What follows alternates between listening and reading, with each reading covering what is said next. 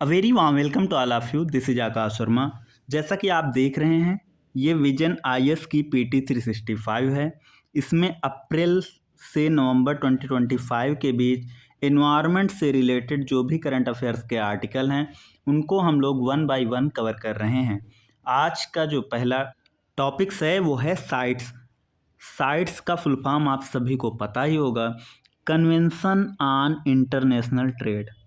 Convention on international trade in endangered species of wild fauna and flora. इसका headquarter कहाँ पर है? तो जिनेवा स्विट्जरलैंड। साइट्स का हेडक्वार्टर कहाँ पर है? Geneva Switzerland. और ध्यान रखेंगे कि एक वॉलंटरी इंटरनेशनल एग्रीमेंट है। ये एक वॉलंटरी इंटरनेशनल एग्रीमेंट है बिटवीन गवर्नमेंट्स। जिसका एम क्या है? जिसका एम है to ensure international trade in wild animal and plants does not threat their survival.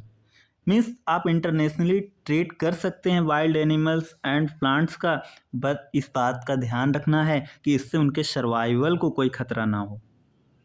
ये जो है क्या लीगली बाइंडिंग है या फिर लीगली नॉन बाइंडिंग? तो याद कर लेंगे कि ये लीगली बाइंडिंग है। साइट्स जो है ये पार्टीज पर लीगली बाइंडिंग्स है। लेकिन यहाँ पर एक चीज़ और ध्यान रखेंगे कि ये जो नेशनल लॉज है ना, उनकी कभी भी जगह नहीं लेता। मीन्स अलग अलग देश में अलग अलग नेशनल लॉज हो सकते हैं जो कि स्पीसीज के ट्रेड को हैंडल कर रहे हों, लेकिन अगर आपने साइट्स को रेटिफाई कर रखा है तो आप साइट्स के प्रोविज़न को फॉलो करेंगे। कब ड्राफ्ट किया गया? 1963 में। आईयूसीएन का एक रेजोल्यूशन था, उसको फॉलो करते हुए 1963 में इसको ड्राफ्ट किया गया। और ये फोर्स में कब आया?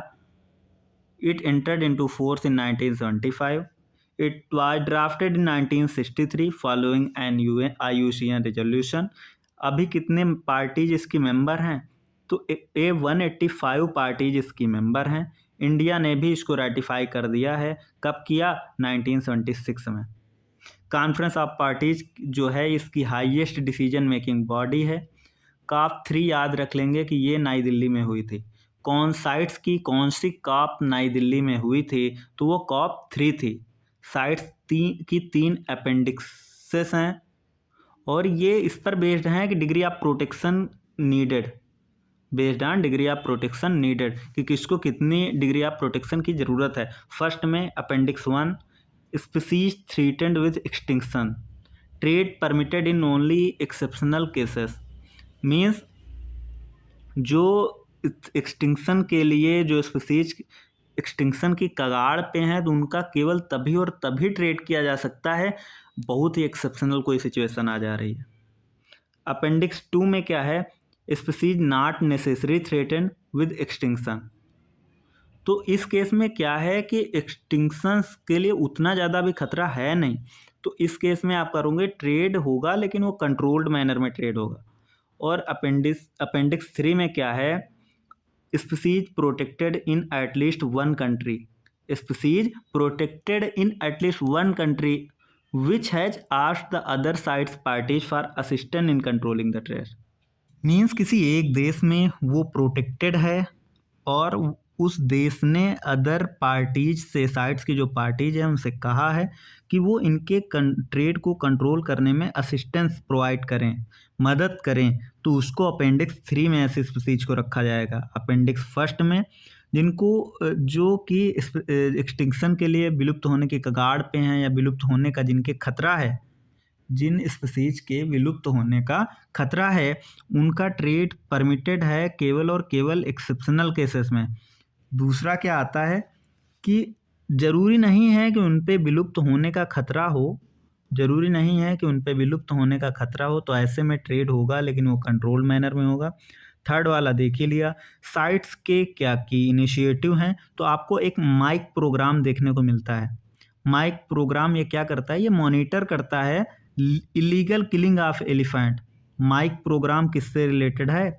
ये जो एलिफेंट की इलीगल किलिंग है ना, इस एलिफेंट की जो इलीगल किलिंग है उसको रोकने, उसको मॉनिटर करता है। दूसरा है CITES tree species program. CITES का एक है tree species programme.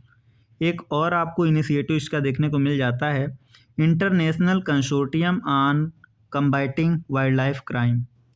International consortium on combating wild life crime, ये 2010 का देखने को मिलता है। साइट्स की एक रिपोर्ट है जो कि है world wildlife trade report. कौन सी? World wildlife trade report. तो आइए साइट्स को हम लोग ब्रीफली रिवाइज कर लेते हैं। आप कुछ क्वेश्चंस के आंसर देंगे। World wildlife trade report, world wildlife trade report कौन रिलीज करता है? तो साइट्स। साइट्स लीगली बाइंडिंग है या नहीं? तो लीगली बाइंडिंग है। क्या ये नेशनल लॉज की जगह ले लेता है? तो नहीं लेता है। इंडिया ने क्या साइट्स को रेटिफाई कर रखा है? तो हाँ, रेटिफाई किया है। कब किया है? 1976 में। साइट्स के कितनी पार्टीज मेंबर हैं? तो 185 पार्टीज मेंबर हैं। साइट्स कब ड्राफ्ट किया गया? तो साइट्स 1963 में ड्राफ्ट किया गया। साइट्स कब लागू हुआ? तो ये 1974 में इट एंटर्ड इनटू फोर्स। क्या इंडिया ने अभी तक साइट्स की किसी कॉप को होस्ट किया है? तो हाँ, कॉप 3 जो कि 1981 में हुई थी साइट्स की, वो नई दिल्ली में हुई थी।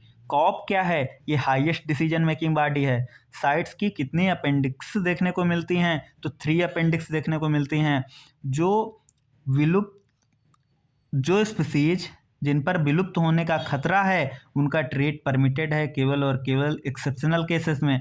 वे जिन पर उतना खतरा नहीं है कि वो विलुप्त हो सकें तो उनका ट्रेड होगा, लेकिन कंट्रोल्ड मैनर में होगा। अपेंडिक्स 3 में है एटलीस्ट किसी एक देश में वो स्पीसीज प्रोटेक्टेड है और इस देश ने अन्य देशों से कह रखा है कि वो उस स्पीसीज के ट्रेड को कंट्रोल करने में मदद करें, तो ऐसे स्पीसीज को कहाँ रखा जाएगा?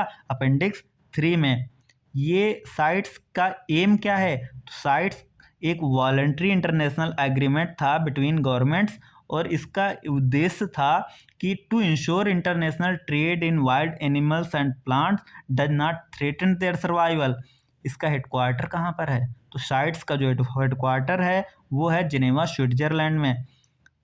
आपको एक इनिशिएटिव देखने को मिलेगा माइक ये किससे रिलेटेड है? यूपीएससी क्वेश्चन पूछ लेगा। Recently the term MIKE was in news, it is related to. तो आपको बताना पड़ेगा कि ये माइक प्रोग्राम जो है ना, ये जो एलिफेंट का इलीगल किलिंग हो रहा है ना, उसको मॉनिटर करने से रिलेटेड है। साइट्स के और आपको इनिशिएटिव देखने को मिलते हैं। साइट्स का ट्री स्पीसीज प्रोग्राम है, तो इसमें साइट्स नाम ही आ जा रहा है, तो आपको याद रखने की ज़रूरत नहीं है। लेकिन ये पूछ लेगा international consortium or combating wild life crime, जो 2010 का है, ये किसका है? तो ये साइट्स का है। ये पूछ लेगा world wildlife trade report कौन रिलीज करता है? तो साइट्स रिलीज करता है। नेक्स्ट जो ऑर्गेनाइजेशन है वो है international union for the protection of new varieties of plant की नई वैरायटीज को प्रोटेक्शन देने के लिए एक इंटरनेशनल यूनियन। इसका हेडक्वार्टर कहाँ पर है? जिनेवा, स्विट्जरलैंड में। साइट्स का हेडक्वार्टर कहाँ था? जिनेवा, स्विट्जरलैंड में। कब एस्टेब्लिश किया गया? तो जो international union for the protection of new varieties of plant है, इसको कब इस्टेब्लिश किया गया? तो 1961 में। कब इस्टेब्लिश किया गया? 1961 में। हेडक्वार्टर कहाँ पर है? जिनेवा, स्विट्जरलैंड में। तो इसका एम क्या है? तो एम नाम से ही क्लियर है कि एक इफेक्टिव सिस्टम प्रोवाइड करना है और जो प्लांट्स की न्यू वैरायटीज हैं उनको प्रोटेक्शन प्रोवाइड करना है।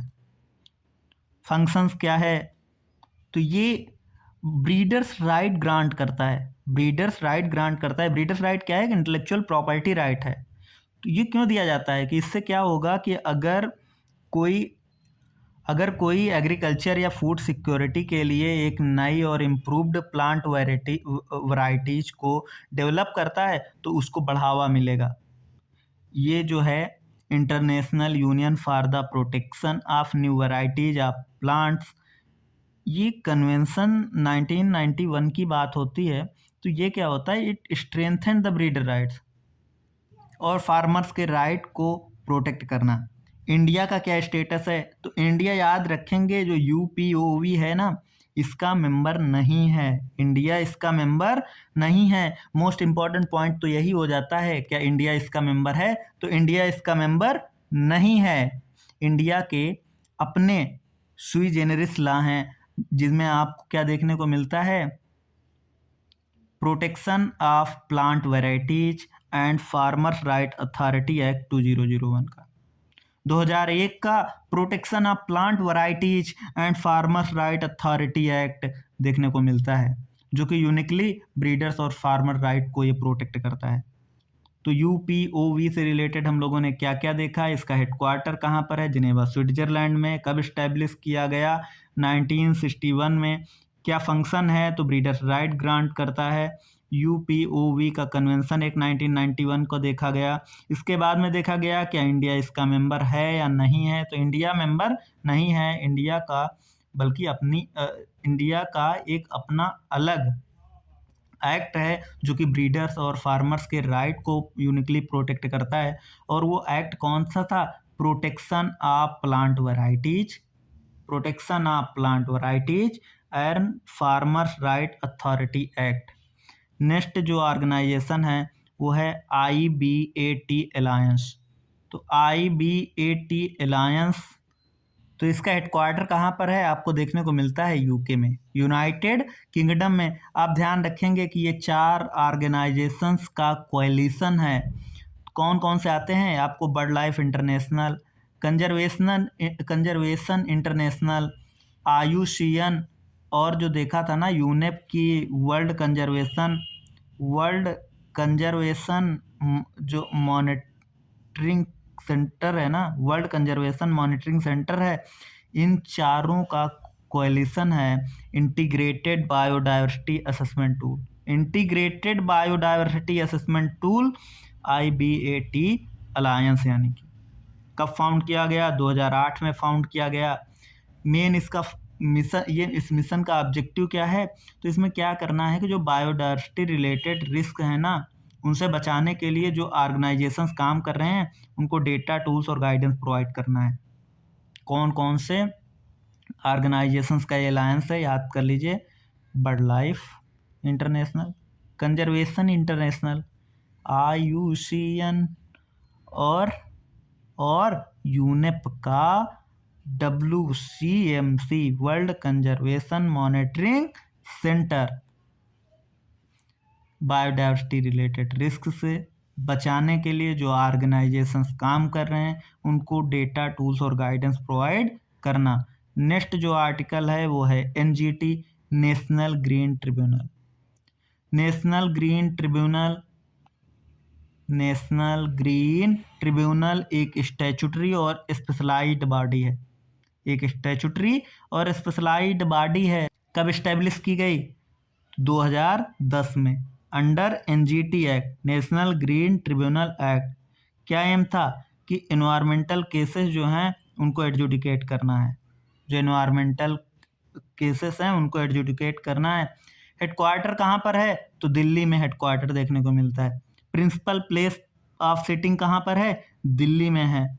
और दिल्ली के अलावा 4 और अदर आपको प्लेस ऑफ सिटिंग देखने को मिल जाएगा। कहाँ कहाँ पर, Bhopal, B for Bhopal, C for Chennai, K for Kolkata, P for Pune, Kolkata, B for Bhopal, C for Chennai, BCPK। Powers की बात करें तो ये civil code of civil procedure 1908 के अंडर इसके पास जो पावर हैं वो सिविल कोड्स की पावर है। ये कोड ऑफ सिविल प्रोसीजर 1908 के प्रोसीजर से बाउंडेड नहीं है, ये इंडियन एविडेंस एक्ट से बाउंडेड नहीं है, ये गाइडेड हैं by the principle of natural justice. ये कहा जाता है कि 6 महीने के अंदर आप केस का निपटारा करिए, फाइनली वर्डिक्ट को सुलटाना है 6 महीने के अंदर।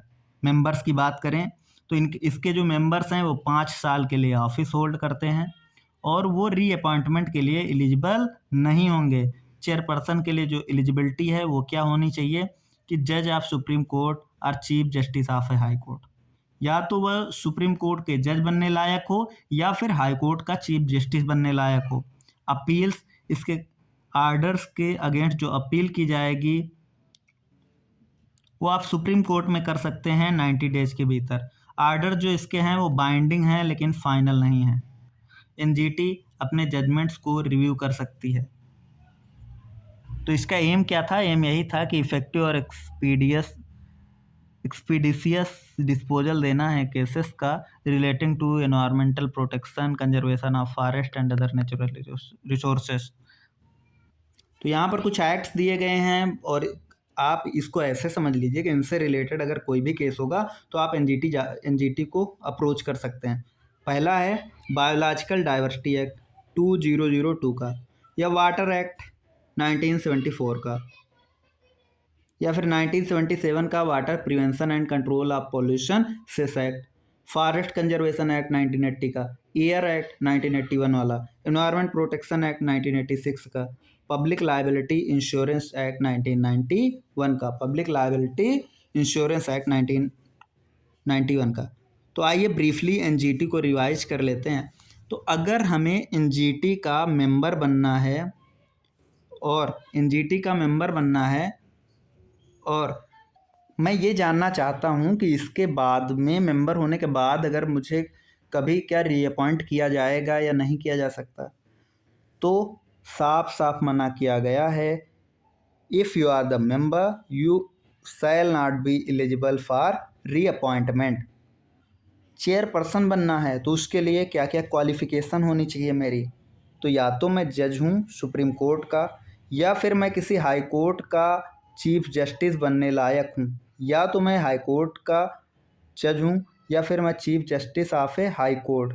सॉरी, मैंने यहाँ पर ये बोल दिया था कि क्वालिफ़िकेशन आप अगर रखते हैं सुप्रीम कोर्ट या फिर हाई कोर्ट के, सुप्रीम कोर्ट के जज बनने की या फिर हाई कोर्ट के चीफ जस्टिस बनने की, नहीं, आप सुप्रीम कोर्ट के जज होने चाहिए या फिर आप किसी हाई कोर्ट के चीफ जस्टिस होने चाहिए, तभी आप चेयरपर्सन बन सकते हैं। ये आप लोग थोड़ा करेक्ट कर लीजिएगा। ये जो मेंबर कितने समय के लिए ऑफिस होल्ड करते हैं? तो 5 साल। क्या जो आर्डर्स ये एनजीटी देता है वो बाइंडिंग होता है? हाँ, बाइंडिंग होता है, लेकिन वो फाइनल नहीं है क्योंकि उसको रिव्यू कर सकता है और इसकी अपील जो है हम सुप्रीम कोर्ट में कर सकते हैं। कितने दिन के भीतर करनी होती है? 90 डेज के भीतर। पावर्स, तो सिविल कोर्ट की पावर होगी। ये पॉइंट आप लोग याद रखेंगे कि ये not bounded by any procedure under code of civil procedure act 1908 या फिर इंडियन एविडेंस एक्ट। मीन्स ये इंडियन एविडेंस एक्ट 1872 या फिर कोड ऑफ सिविल प्रोसीजर 1908 से बाउंडेड नहीं है। ये प्रिंसिपल ऑफ नेचुरल जस्टिस से गाइडेड हैं और 6 महीने का टाइम पीरियड भी दिया है कि उसी में केस को सुलटाना है। हेडक्वार्टर कहाँ पर है? नई दिल्ली में। अदर जो प्लेसेस ऑफ सिटिंग हैं वो कहाँ कहाँ आप देखते हैं? तो भोपाल देख लो, चेन्नई देख लो, पी फॉर पुणे देख लो, के फॉर कोलकाता देख लो। कब इस्टेब्लिश किया गया? 2010 में अंडर एनजीटी एक्ट। तो इस तरह से एक स्टैट्यूटरी बॉडी है।